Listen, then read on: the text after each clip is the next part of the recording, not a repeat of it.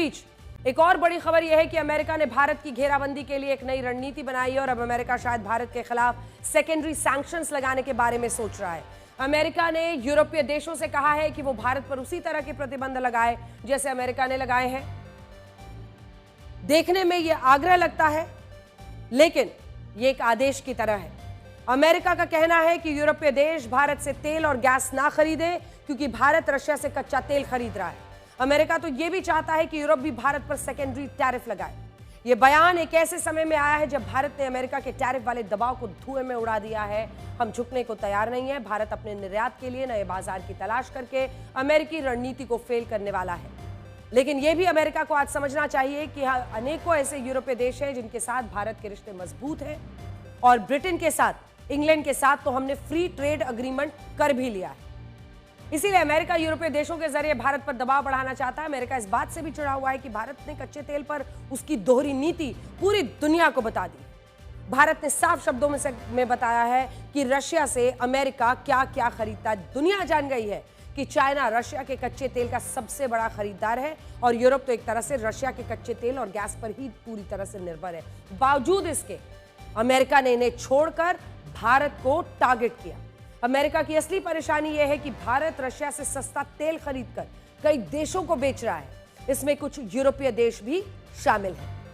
भारत 15 से ज्यादा यूरोपीय देशों को पेट्रोलियम प्रोडक्ट्स का निर्यात करता है और साल 2024-25 में यह निर्यात 1,32,000 करोड़ रुपए का था।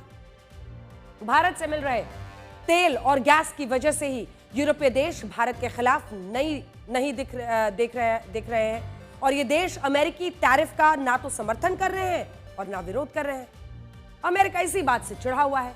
अमेरिका चाहता है कि यूरोपीय देश जुलाई 2025 में रशिया पर लगाए गए 18वें प्रतिबंध पैकेज को माने। यह प्रतिबंध 21 जनवरी 2026 से लागू होगा।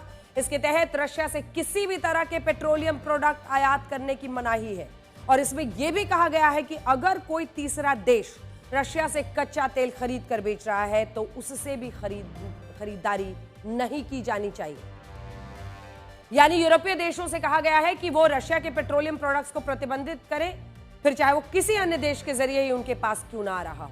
अमेरिका चाहता है कि यूरोपीय देश ये प्रतिबंध जल्द से जल्द लागू करें रशिया और भारत पर, इसी के जरिए वो दबाव बढ़ाए। यूरोपीय देशों के लिए रशिया से कच्चा तेल खरीदना उनकी जरूरत भी है, मजबूरी भी है, लेकिन इसके बावजूद वो अमेरिका के दबाव में पिछले काफी समय से अपनी जरूरतों से समझौता कर रहे थे। वो दूसरे देशों के जरिए अपनी ऊर्जा जरूरतें पूरी कर रहे थे, लेकिन सुरक्षा कारणों से अमेरिका पर उनकी निर्भरता इतनी ज्यादा है कि वो उसकी बात मानने को मजबूर है।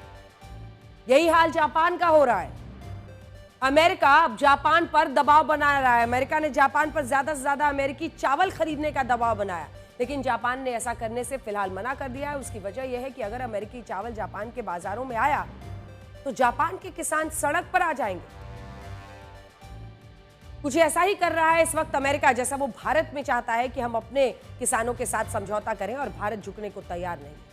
जापान के किसान जो चावल उगाते हैं वो अमेरिकी चावल के मुकाबले थोड़ा महंगा होता है, इसीलिए जापान नहीं चाहता है कि वो अपने किसानों की जो फसल है उसको बर्बाद करके अमेरिकी चावल पर पूरी तरह से निर्भर हो जाए। अमेरिका ने जापान पर 15% टैरिफ लगाया है। बढ़े हुए टैरिफ को लेकर जापान और अमेरिका के बीच व्यापार समझौतों पर बातचीत चल रही है। इस दौरान अमेरिका ने जापान पर अमेरिकी चावलों का आयात बढ़ाने का दबाव बनाया है। जापान टैरिफ फ्री कोटा के तहत दुनिया भर से 7,70,000 टन चावल आयात करता है। चावलों के कुल आयात में अमेरिका की हिस्सेदारी करीब 35% थी। दोनों देशों के बीच जुलाई 2025 में एक समझौता हुआ कि अमेरिकी चावलों का आयात 35 से बढ़ाकर 75% तक किया जाएगा। अमेरिका चाहता है कि जापान कोटा के तहत जितनी मात्रा यानी 7,70,000 टन से अलग हटकर भी अमेरिका से चावल आयात करे। अमेरिका जापान पर ज्यादा से ज्यादा चावल आयात करने की मांग कर रहा है। अमेरिका की नई डिमांड सुनने के बाद जापान ने टैरिफ टॉक को फिलहाल रोक दिया।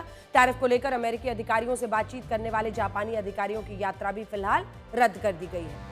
अमेरिका की इस नई मांग पर जापान ने कड़ी आपत्ति जताई और इसे मानने से इनकार कर दिया।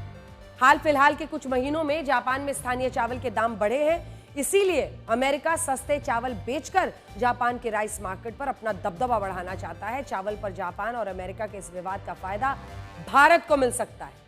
भारत भी जापान को चावल का निर्यात करता है। साल 2024 में जापान को चावल का निर्यात दोगुना तक हो चुका है।